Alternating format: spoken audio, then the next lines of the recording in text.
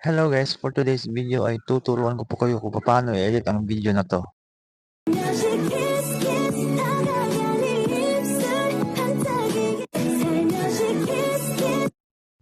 So may nag-PM sa akin no, kung paano ko daw in-edit ang video na to. Napaka-basic lang naman ito no. Marami na rin itong lumalabas na tutorial sa TikTok at saka sa Facebook. So sa mga hindi pa nakakaalam, ay tuturuan ko po kayo kung paano po i-edit ito. Ang una niyo pong gagawin ay punta po kayo sa Google Play Store.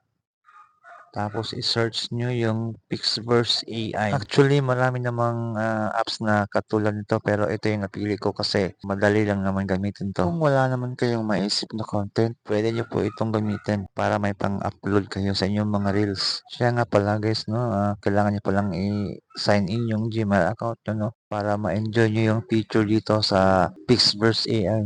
So, marami kayong mapagpipilian dyan. So, no, maraming mga pwedeng gawin pang content. Pwede kang maging si Hawk dyan. Merong Venom, at saka yung Squid Game. At marami pang iba. Tamang-tama to sa mga mahihilig mag-edit, no, na pang content. Since Kissing naman yung request na gawa natin ng tutorial, dapat naka-ready na rin yung picture nyo with a girl na naka-collage. Pindutin lang ang try it now sa baba at saka yung picture nyo na naka-collage at mag-generate po yung video. So, antayin lang po no, na mag 100%. Medyo matagal-tagal din ito. So, kailangan nyo pong maghintay ng ilang minuto. Ayan, malapit ng mag 100%.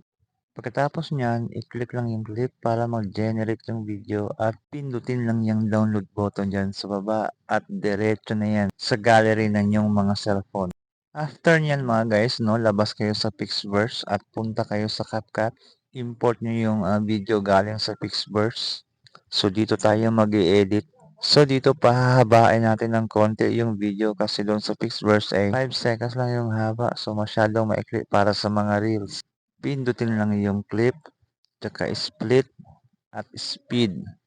So adjust natin sa 0.5 seconds para humaba ng konti yung video at magiging slow mo siya tingnan tulad yung nakikita nyo mga guys. Ayan, pag all goods na, export nyo na kaagad para may ma-upload kayo sa inyong mga reels. So, ito na po yung ating finished product ng ating project. O, diba? Napakaangas. Alright, sana nasundan niyo po yung video. Kung gusto niyo ng ganitong klaseng tutorial, paki-like naman dyan at i-share na rin para makatulong tayo dyan sa iba. For more editing tricks at tutorial, ay paki-follow lang po para updated kayo sa aking mga bagong video. Maraming salamat mga ka-idol. Peace in, sign out. Adios!